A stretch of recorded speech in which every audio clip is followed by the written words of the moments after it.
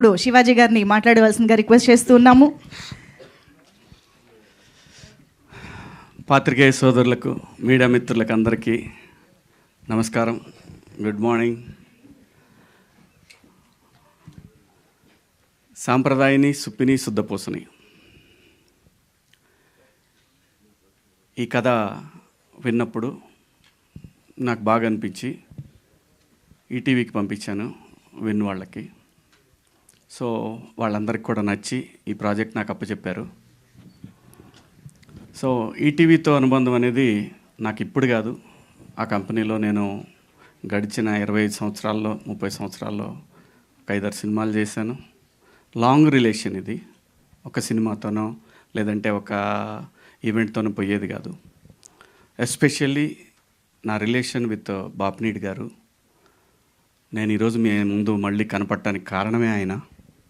So నాకు more than వాస్తవంగా ఈ సందర్భంలో ఆ ఒక్క మీటింగ్ అనేది నా లైఫ్లో నేను ఎప్పటికీ నేను చనిపోయే వరకు కూడా మర్చిపోలేను. ఎందుకంటే ఆ నెక్స్ట్ మంత్ నాకు హోప్ లేదు. అంటే హోప్ లేదంటే హైదరాబాద్లో బతకాలంటే చాలా డబ్బులు కావాలి. అలాంటి పరిస్థితుల్లో సరే అక్కడి నుంచి నడపాలంటే, బండి నడపాలంటే కష్టమైన పనే. ఊరు వెళ్ళిపోదాం అనుకున్న పరిస్థితి అది. ఎందుకో తెలియదు, మైండ్లోకి ఆయన వచ్చారు. వచ్చినప్పుడు వెళ్ళి కలిశాను. నా దగ్గర 2 రీమేక్లు ఉన్నాయి, ఏమన్నా చేస్తారా అని అడగటానికని వెళ్ళాను అనమాట. ఆయన వాళ్ళు చూస్తారు అని సాయి గారిని, నితిన్ గారిని పిలిచి చెప్పారు, అది చూడండి అమ్మా అని.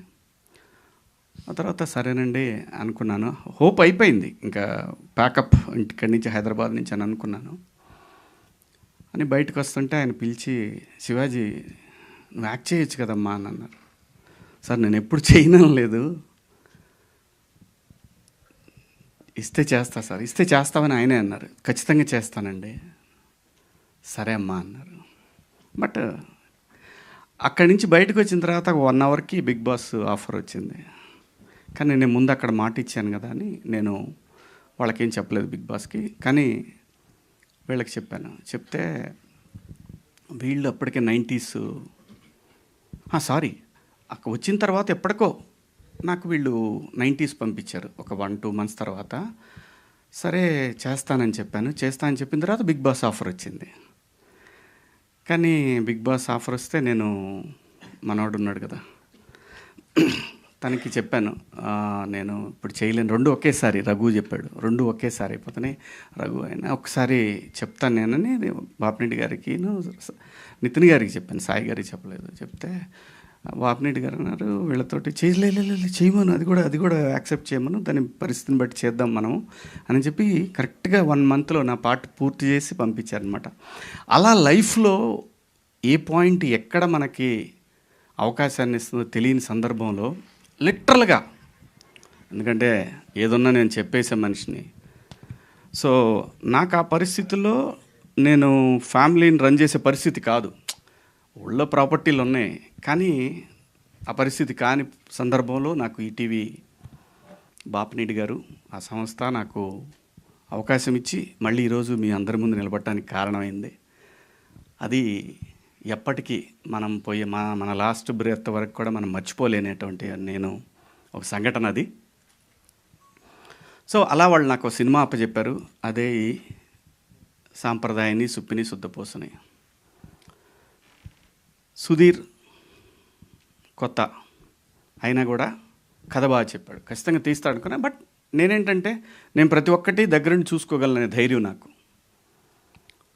చిన్నపిల్లలు మనం గట్టిగా చెప్పి కూడా చేయించుకోవచ్చు, ఆ ధైర్యం ఉంది నాకు. అలాగే ఈ సినిమా నడిచింది. అలాగే కెమెరామెన్, ఫస్ట్ ఒక కెమెరామెన్ ఉన్నాడు, కానీ మాకు కొంచెం గ్యాప్ వచ్చేసి ఆయన వెళ్ళిపోయిన తర్వాత మళ్ళీ తన ద్వారానే నేను ఏది కూడా, ఎడిటర్ అయినా ఏ టెక్నీషియన్ అయినా తనకి నచ్చిన వాళ్ళనే నేను పెట్టాను. ఎందుకంటే వాళ్ళ కోఆర్డినేషన్ బాగుందనుకో ఆటోమేటిక్గా అన్నీ సెట్ అవుతాయి. అలాగే రిత్విక్ వచ్చాడు అనమాట. రిత్విక్ది కూడా ఏ విషయమైనా సరే, ఈ కథ విషయం కానీ, ఈచ్ అండ్ ఎవ్రీథింగ్, ఆర్టిస్టులు కానీ, టెక్నీషియన్లు కానీ, సాంగ్ కానీ, ఏదైనా సరే ఎవ్రీథింగ్ మనం వినికి చెప్పే చేస్తాం. ఎందుకంటే వాళ్ళు రెస్పాన్సిబిలిటీ ఇచ్చినప్పుడు చెప్పాల్సిన బాధ్యత మన దగ్గర ఉంటుంది. అలా ఈ సినిమా చేయటం జరిగింది.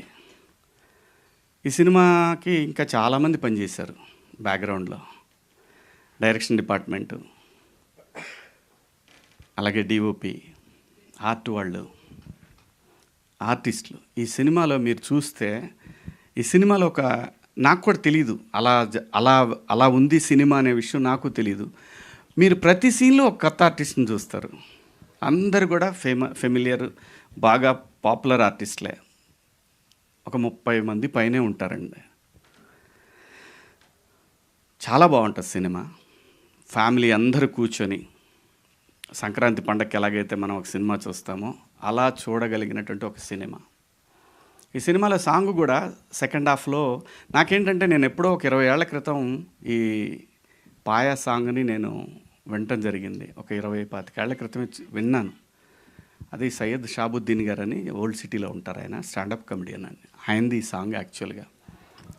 ఆయన్ని పిలిచి వాళ్ళ దగ్గర రైట్స్ తీసుకొని ఆ ట్యూన్ తీసుకున్నాం అనమాట. ట్యూన్ తీసుకొని లిరిక్స్ కూడా హిందీలో ఉన్నాయి. అది కూడా రిలీజ్ చేస్తాం. ఉర్దూ లిరిక్స్ ఆయనే రాశారు. అది కూడా రిలీజ్ చేస్తాము. అది కూడా కంపోజిషన్ అయిపోయింది. అది వేరే ఆయన చేశాడు. సో తర్వాత మనోడికి బోలేకి పిలిచి, బోలే హిందీది వర్కౌట్ అయ్యేట్టు కనపట్లేదు, ఇది నువ్వు తెలుగులో చేయగలవా అని చెప్పి పిలిస్తే మనోడు అసలు 2 డేస్లో బ్రహ్మాండంగా ఒక ఆర్డర్ సెట్ చేసి ఇచ్చాడు. ఇంకా ఆ తర్వాత చిన్నగా అన్నీ డెవలప్ అయ్యి బ్రహ్మాండంగా చేశాడు. థ్యాంక్ యూ బోలే.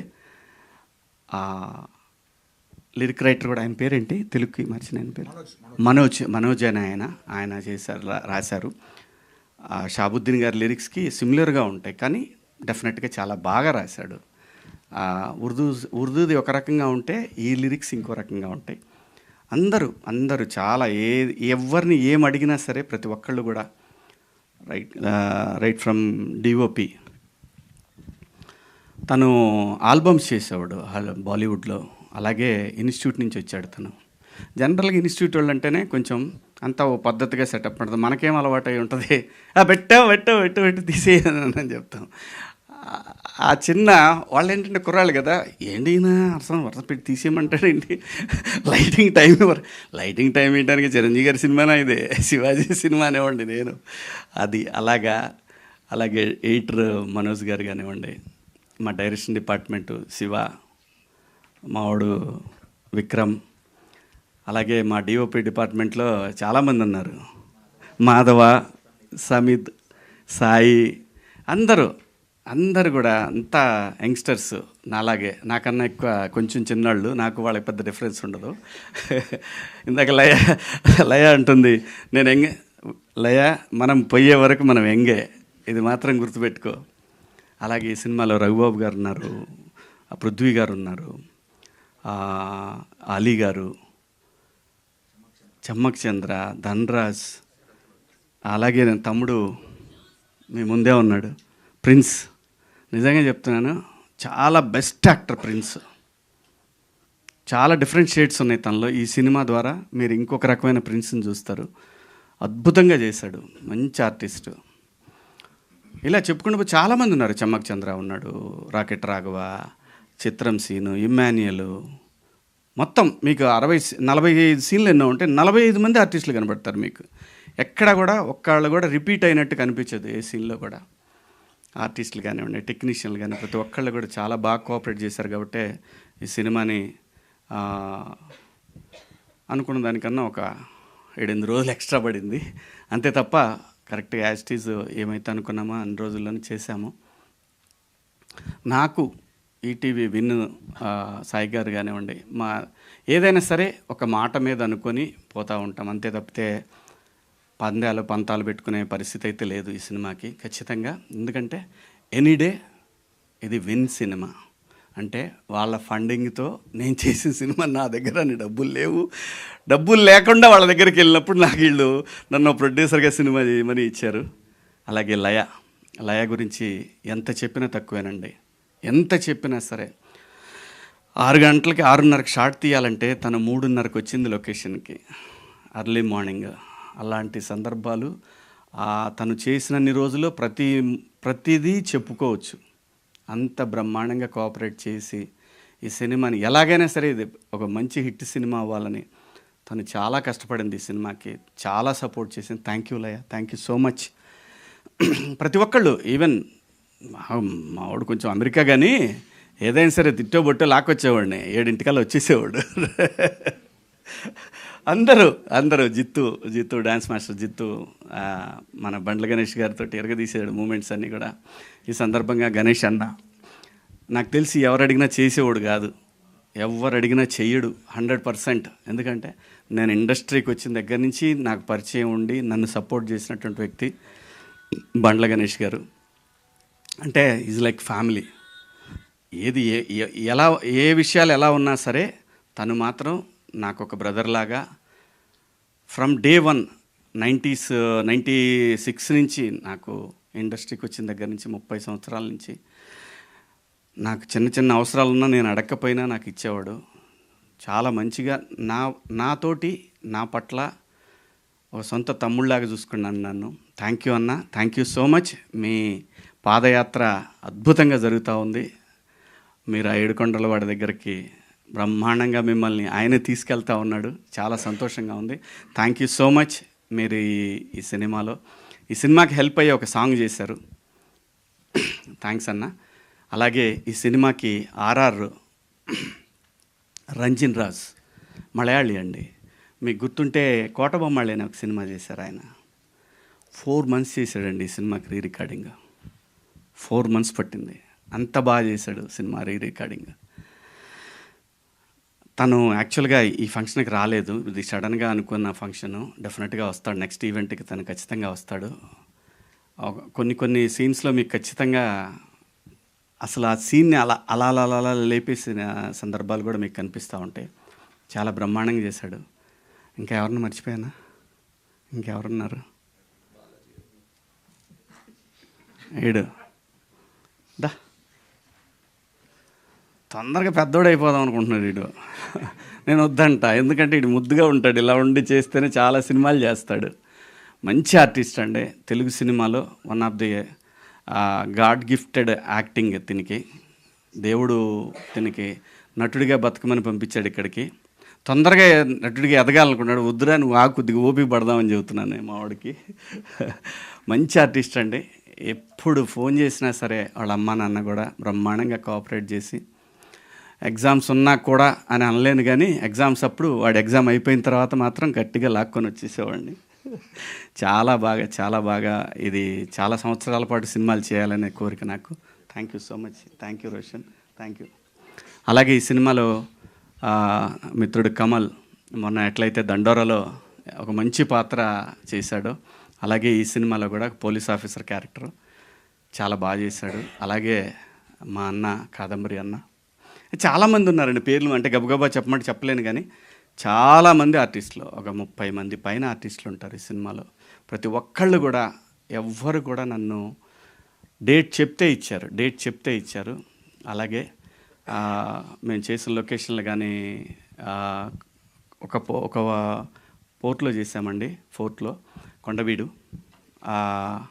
అక్కడ ఫారెస్ట్ టీం కానివ్వండి, వాళ్ళు కానివ్వండి, అందరు ప్రతి ఒక్కళ్ళు కూడా చాలా హెల్ప్ చేశారు. అలాగే అరకు పాడేరు పోలీసులు కానివ్వండి, అరకులో చేసామండి ఒక 5 రోజులు. చాలా చాలా చాలా చాలా చాలా కష్టపడ్డాం. ఒక మంచి ప్రోడక్ట్ అయితే మీరు రేపు 12వ తారీఖు విన్లో చూస్తారు. దయచేసి విన్ ఎట్లయితే మనకి 90లో ఒక కిక్ స్టార్ట్ అయిందో అలాగే ఈ సినిమాకి నెక్స్ట్ లెవెల్కి వెళ్తుందని ఆశిస్తున్నాను. నేను వెళ్ళాలి కూడా. ఎందుకంటే విన్ అనే ఒక ప్లాట్ఫామ్ ఉంటే, ప్యూర్ తెలుగు ప్లాట్ఫామ్ ఇది ఉంటే ఖచ్చితంగా చాలామంది కొత్త డైరెక్టర్లకి, చాలామంది ఆర్టిస్టులకి ఇది ఒక పెద్ద బూస్ట్. సో మీరందరూ కూడా రేపు 12వ తారీఖు తర్వాత డెఫినెట్గా ఎవరన్నా సబ్స్క్రైబ్ చేసుకొని వాళ్ళు ఉంటే ఇండియా, అమెరికా, ఆస్ట్రేలియా, బయట దేశాల్లో ఉన్న ప్రతి ఒక్కళ్ళకి కూడా ఇది అవైలబుల్లో ఉంది. Win app, please subscribe. ఒక మంచి కంటెంట్ రేపు 12వ తారీఖు మీ ముందుకు రాబోతుంది. Thank you so much. ఇన్నాళ్ళు సపోర్ట్ చేసిన ప్రతి ఒక్కళ్ళకి కూడా థ్యాంక్ యూ. అలాగే గత సినిమాలను ఎలాగైతే దండోరాని హిట్ చేసిన మీ అందరికి కూడా థ్యాంక్స్. ఈ సినిమాని కూడా సూపర్ డూపర్ హిట్ చేస్తారని ఆశిస్తూ సెలవు తీసుకుంటున్నాను. మీడియా మిత్రులకు థ్యాంక్ యూ. అలాగే మా వంశీ శేఖర్, ఇంకా మేము ప్రతిసారి చెప్పుకునేదే ఉండదు. మేము ఉన్నామంటే ఖచ్చితంగా మా వెనకాల వంశీశేఖర్ ఉంటారు. మీడియా మిత్రులు మీ అందరికి కూడా పేరు పేరున థ్యాంక్స్. వేణు వెంకట గారు అందరికి కూడా thank you so much. Thank you అండి. Thank you. Thank you so much Shivaji garu. Actor producer ఇద్దరు స్పీచ్లు వినేసాం మేము ఒక దాంట్లోనే. Thank you so much Shivaji గారు.